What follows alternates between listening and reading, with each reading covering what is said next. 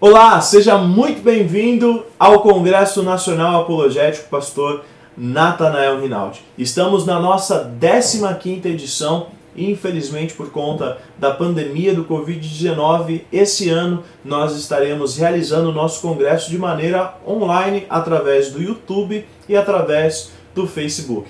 Eu sou o diácono Lucas Rinaldi e estarei com você palestrando sobre apologia e as redes sociais. Podemos dizer também apologética e as redes sociais. Bom, antes de darmos início à nossa palestra, eu gostaria de agradecer a Deus por essa oportunidade, dizer que eu me sinto muito honrado em fazer parte desse time de palestrantes tão renomados, homens tão estudados, tão relevantes na fé cristã.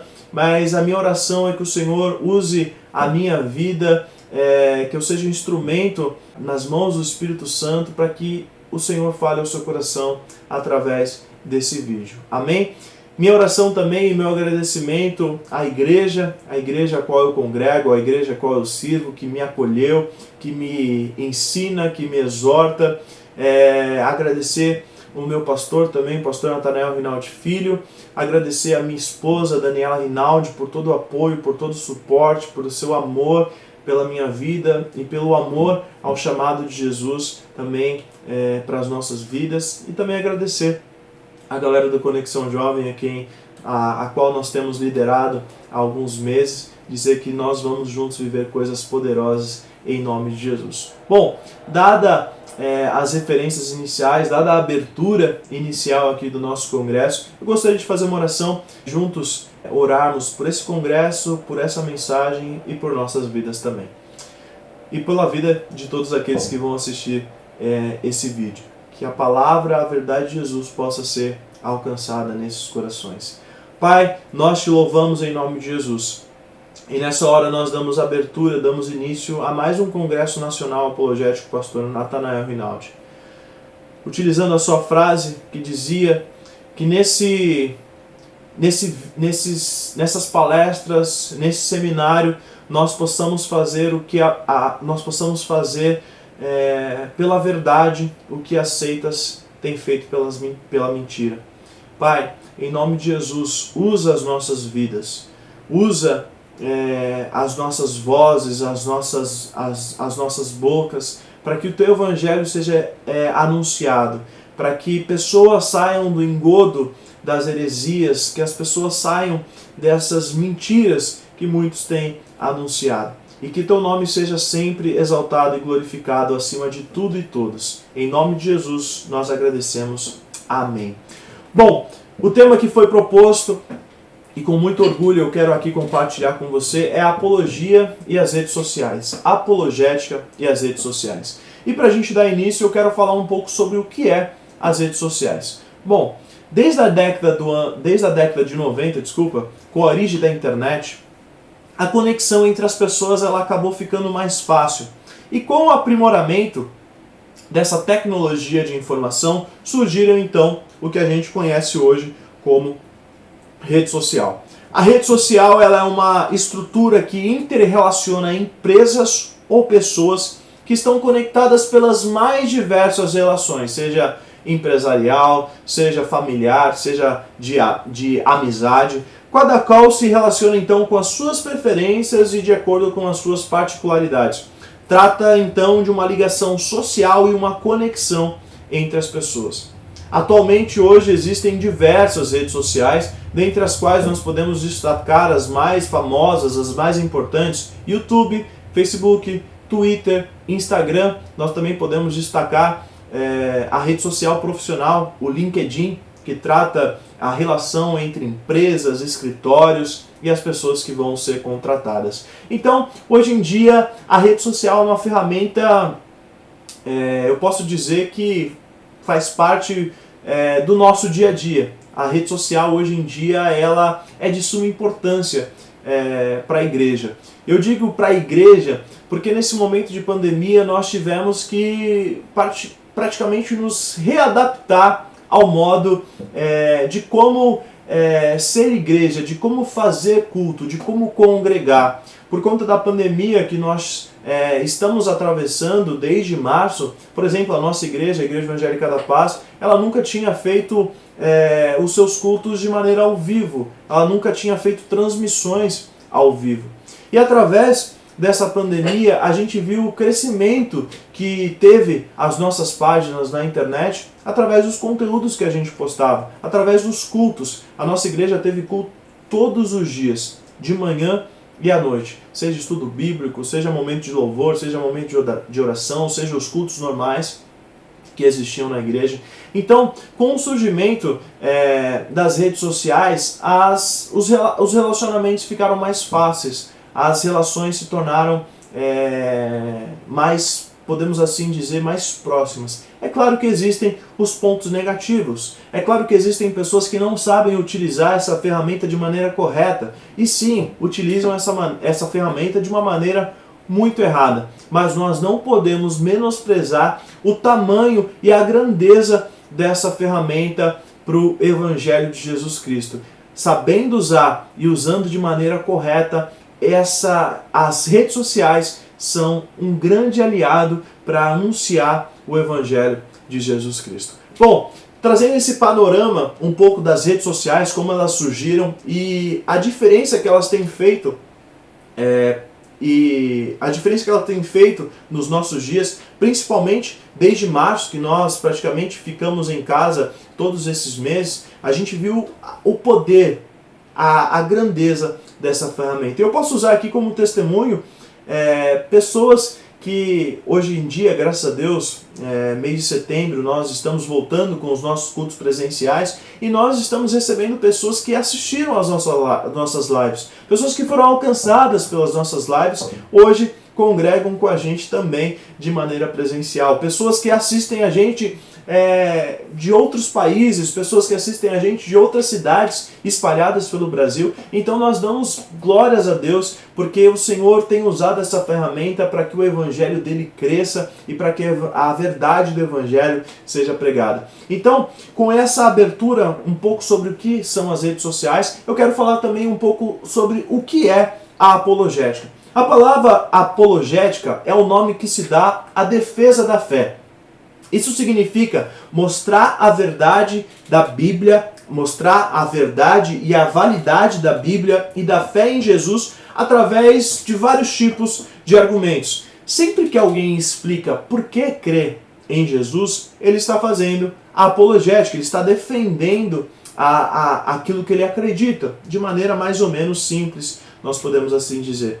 A apologética, então, significa a defesa ou a promoção de qualquer coisa por meio da argumentação. Hoje em dia, essa palavra é muito usada no meio cristão. Então, a Bíblia diz que nós devemos estar prontos para explicar a razão da nossa esperança, a razão da nossa fé a quem nos pergunta. Isso está lá no livro de 1 Pedro, capítulo 3. Inclusive, é nesse livro que eu quero basear a nossa palestra de hoje. Quando então damos as nossas razões, nós estamos fazendo a apologética. Amém? Bom, eu quero compartilhar com você um pouco sobre esse texto que eu acabei de mencionar, de 1 Pedro capítulo 3, e eu quero falar com você os versículos 15 e 16. Diz assim o texto de 1 Pedro capítulo 3, versículos 15 e 16. Antes, santifiquem Cristo como Senhor em seu coração. Estejam sempre preparados para responder a qualquer pessoa que pedir a razão da esperança que há em vocês. Contudo, eu quero que você fique marcado com essas próximas palavras. Contudo, façam isso com mansidão e respeito, conservando a boa consciência, de forma que os que falam maldosamente contra o bom procedimento de vocês, porque estão em Cristo, fiquem envergonhados de suas calúnias. Amém? O verso bíblico mais estudado sobre o uso do termo apologia, apologética no Novo Testamento é esse texto que a gente acabou de ler de 1 Pedro 3, 15 e 16. De acordo com o teólogo francês Bernard Seboué, esse verso ele apresenta qual será futuramente a missão da apologética cristã.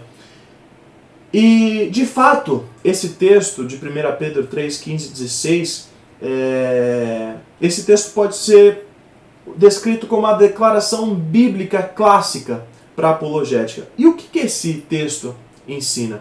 Então, a gente vai estudar um pouco sobre esse texto no nosso vídeo e na nossa palestra de hoje. Toda a epístola de 1 Pedro, e em particular o contexto a que pertence os versículos 13 ao 17 do capítulo 3 de 1 Pedro, demonstram um clima tenso de hostilidade. A carta ela foi escrita mais ou menos na década de 60 depois de Cristo, época em que o imperador Nero reinava. E Pedro ele pretende confortar os seus leitores diante da ameaça que existia de perseguição aos cristãos. A sua questão é: como agir diante de uma possível perseguição? O que fazer diante de uma possível perseguição? O apóstolo ele apresenta uma argumentação positiva. Ele confia na lógica da reciprocidade. Por exemplo, aquele que regula a vida civil, aquele que deveria regular a todos nós, mas nós sabemos que na verdade não é sempre assim que acontece. E uma das ênfases está lá em 1 Pedro capítulo 3, versículo 13, que diz assim: e quem vos há de fazer mal, se sois zelosos pelo bem? É uma pergunta retórica e é uma, ao mesmo tempo que é uma pergunta retórica, ela traz uma certa sensação de alívio para quem está lendo. Você fala assim, você pensa, é verdade, quem vai fazer mal se eu estou fazendo bem? Quem vai me fazer o mal se eu estou fazendo algo positivo, né? E então essa pergunta retórica, ela tem uma resposta consoladora porque ela indica que ninguém faz mal àquele que é zeloso pelo bem. Pois o bem, ele é apreciado por qualquer tipo de pessoa. Você fica feliz quando alguém faz o bem para você. Eu fico feliz quando alguém faz o bem para mim. No entanto, Pedro, entendido de como são imprevisíveis os atos dos seres humanos em algumas situações, ele prepara os leitores para o caso da lógica da reciprocidade não acontecer. Por exemplo, ele foi testemunha ocular dos sofrimentos de Jesus Cristo. Jesus foi bom, mas muitos pagaram com maldade a bondade de Jesus. Por isso, Pedro, ele alerta aqui os seus leitores que em algumas situações o bem ele pode ser retribuído com inimizade. Isso está lá em 1 Pedro 2,19, 1 Pedro 3,14. E certamente esse ensino de Pedro ele foi assimilado do que ele ouviu do próprio Jesus. O apóstolo ele tem a convicção de que a força do bem logra vitória e que os cristãos eles devem dar prova disso. A conclusão do texto ele consolida essa ideia de Pedro. Não é verdade? Em 1 Pedro capítulo 3, 17 diz assim: pois será melhor que sofrais, se essa é a vontade de Deus, por praticares o bem, do que praticando o mal. Eu vou repetir. Pois será melhor que sofrais, se essa é a vontade de Deus, por praticares o bem, do que praticando o mal. É nesse contexto, então, que o livro de 1 Pedro capítulo 3, ele registra a sua carta. Então lá em 1 Pedro capítulo 3, versículo 15, a gente lê assim: antes santificai a Cristo Senhor em vossos corações. O apóstolo, ele convida os cristãos a santificar a Cristo, o que é feito quando Jesus é reconhecido como Senhor das nossas vidas, indicando alguém que possui pleno controle sobre as nossas vidas. Jesus ele deve ser reconhecido no coração do cristão como o Senhor. Então, quando a gente tem essa certeza, a gente tem que ter também não só essa certeza e ignorar os outros fatos. A gente tem que ter essa certeza que Jesus é o Senhor da nossa vida, mas a gente deve seguir o que o Senhor da nossa vida nos ensina através da palavra de Deus. Amém? Então, eu quero compartilhar com você, baseado nesse texto de 1 Pedro 3, 15 e 16, aquilo que a gente deve aplicar como a defesa da nossa fé. Como defender a nossa fé. Eu posso fazer um tópico aqui e perguntar para você, como a gente deve defender a nossa fé? E eu respondo para você, a apologética ela deve ser feita com mansidão, respeito e diálogo. A pergunta central que eu quero deixar aqui para você, para a gente pensar é, de que maneira defender a fé? E a gente vai tomar como referência as palavras do apóstolo Paulo em 1 Pedro 3,16, a parte A, que diz assim, contudo, façam isso com mansidão e façam isso com respeito, conservando a boa consciência. Nos dias de hoje, percebe nas redes sociais muitos tipos de debates.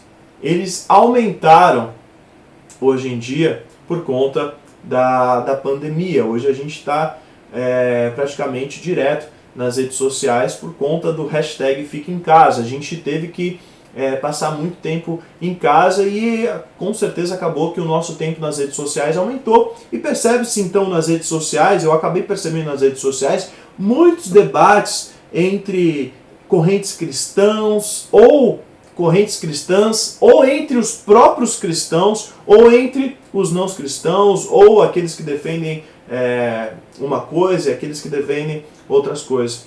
Infelizmente, na sua grande maioria, o que a gente pode mais observar nesses debates, nesses casos, deselegâncias como ofensas pessoais ou termos que não cabem em debates. Palavras, nós podemos dizer assim, xingamentos evangélicos.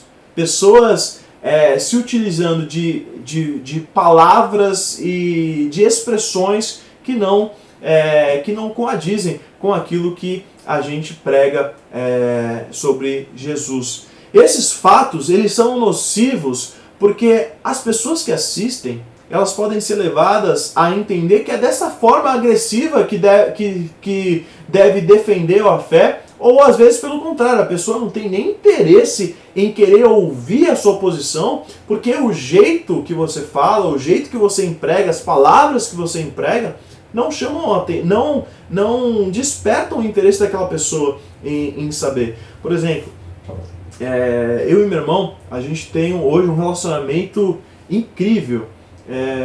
O meu irmão é o meu melhor amigo, eu amo conversar com ele, mas o nosso relacionamento foi muito conturbado antigamente. A gente tinha uma diferença considerável e a gente brigava muito, porque quando acontecia alguma coisa, eu começava a gritar com ele, eu começava a não falar de maneira calma com ele. E ele falava pra mim, você começou a gritar, eu nem te ouço mais. Eu nem te escuto mais. E isso me chamou muita atenção um dia que ele falou comigo. Por que você está gritando? Você acha que eu vou te ouvir que você está gritando? Não dá nem para entender o que você está falando. Se começar a espernear, não consigo entender. Isso me chamou a atenção. E é verdade. A gente não quer ouvir uma pessoa que fica ali gritando, fica falando um monte de bobagem. Aquilo não chama a nossa atenção. Aquilo não faz a gente enxergar aquela pessoa como alguém que está dizendo realmente aquilo que vive, aquilo que está pregando. Então, hoje em dia, a gente vê esses fatos acontecerem muito. Pessoas defendendo a fé de uma forma agressiva, levando isso a encontros familiares, reuniões na igreja, de debates em escolas, debates em posts de Facebook, debates em Instagram, em Twitter. Então, à vista de tais condutas, é importante recuperar as palavras de Pedro ali na sua carta de 1 Pedro capítulo 3, 16. A gente deve estudar e aplicar essas palavras, aquilo que o apóstolo nos ensinou. Pedro, no texto citado, demonstra que defender a fé significa agir com delicadeza, agir com decência, agir com respeito. A preocupação do apóstolo era que o cristão não humilhasse aquele que não concordasse com a sua visão. A verdadeira atitude diante de ódio, diante de revolta, é a mansidão, que facilita o abrir do coração daquele que não concorda, por exemplo, com a fé cristã. Pedro, ele enfatizou, e aqui eu digo de novo, não pode haver antagonismo entre o conteúdo da mensagem e o tom da pregação. Por exemplo, a gente quer que as pessoas saiam da mentira, saiam do engodo das heresias. A gente quer ensinar que Jesus é o caminho, a verdade e a vida, e ninguém vem ao Pai se não for por Ele. Mas a forma que a gente ensina essa mensagem, a primeira coisa que a gente deve atentar é a forma que nós mesmos estamos vivendo quando nós proclamamos isso que nós pregamos. Por exemplo, do que adianta eu pregar sobre um assunto e eu não viver esse assunto? O que adianta eu pregar sobre esse assunto e alguém me ver fazendo o contrário daquilo que eu estou pregando? Não adianta nada. Não chama aquela pessoa vai olhar para você e dizer: nossa, domingo você está pregando isso, domingo você está ensinando isso, e na segunda-feira você está fazendo assim, eu estou vendo você fazendo o contrário daquilo que você está pregando. Então, Pedro ele enfatiza aqui que não deve haver antagonismo entre o conteúdo da mensagem e o tom da pregação. O teólogo britânico Alistair McGrath, eu acho que está escrito certo, ele disse algo muito importante que quando eu estava estudando e eu li, eu achei incrível essa frase. Ele diz assim: o evangelho só deve causar dificuldades por sua natureza e conteúdo intrínsecos, não pela maneira que é anunciado. O evangelho só deve causar dificuldades por sua natureza e conteúdos intrínsecos, e não pela maneira em que ele é anunciado. E ele completa dizendo o seguinte: uma coisa, olha, presta atenção nisso, uma coisa é o evangelho ser motivo de ofensa, outra bem diferente é os seus defensores serem motivos de ofensa pela escolha pouco sensata das palavras a serem empregadas ou por sua atitude agressiva e desdenhosa em relação ao de fora. Eu vou repetir. Uma coisa é o evangelho ser motivo de ofensa, outra bem diferente é os seus defensores serem motivos de ofensa pela escolha pouco sensata das palavras a serem empregadas ou por sua atitude agressiva e desdenhosa em relação aos de fora. Então, essas palavras requerem que aquele que defende a fé cristã, nós que defendemos a fé cristã, tomemos a incumbência de nos esforçarmos para desenvolver diálogos que tornem a mensagem proclamada do Evangelho mais próxima das pessoas, para que as pessoas possam entender. O caminho do diálogo ele é alcançado pelo ponto comum que há entre cada ser humano. Por exemplo, nós que professamos a fé cristã e outra pessoa que, por exemplo, está envolvida em uma seita, envolvida em uma heresia. O caminho do diálogo ele é alcançado pelo ponto comum que há entre cada ser humano. O que cada ser humano busca? A busca pela verdade. E nós estamos hoje aqui na verdade de Cristo. O ponto comum entre cada ser humano, então, é essa busca pela verdade. Então, nós sabemos que Jesus é o caminho, a verdade e a vida. Então, se nós queremos explicar, nós queremos ensinar, nós queremos alertar as pessoas, nós precisamos mostrar para essas pessoas que a busca pela verdade, nós precisamos desenvolver esse diálogo de forma que a mensagem proclamada se aproxime para aquela pessoa que está ouvindo aquela mensagem. Amém? Então, o ser humano tem o desejo de defender o que confia ser a verdade. Esta defesa era denominada pelos gregos, então, apologia. Então, para nós, a apologia ela é necessária para expor a razão da esperança que há no conteúdo da fé. No Novo Testamento, por exemplo, o apóstolo Pedro trouxe em um verso da Escritura uma diretriz importante para o modo de defender a fé. Ele afirma que a defesa da fé ela deve ser realizada com mansidão e respeito. À luz do que se observa, essas qualidades da apologia cristã, elas não podem ser deixadas de lado. Elas não podem ser esquecidas.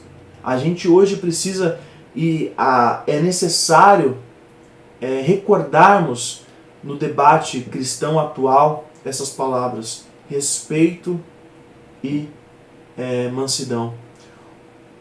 O debate ele é constante, o debate ele sempre vai existir.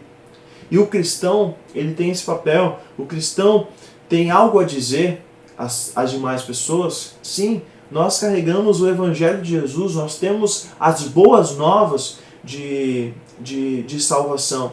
Então, o cristão que está interessado em afirmar as boas novas de Jesus, a verdade que há em Jesus, a verdade que pode e que transforma, essa verdade ela deve ser anunciada com ética, mansidão e respeito. E eu tenho certeza que este é o itinerário para que tenhamos um futuro melhor, o qual é garantido para aqueles que buscam paz e comunhão com o próximo. Eu termino essa palestra, esse vídeo sobre apologia e as redes sociais, trazendo um exemplo do nosso próprio saudoso pastor Nathanael Rinaldi. O saudoso pastor Nathanael Rinaldi, ele que foi um dos maiores apologetas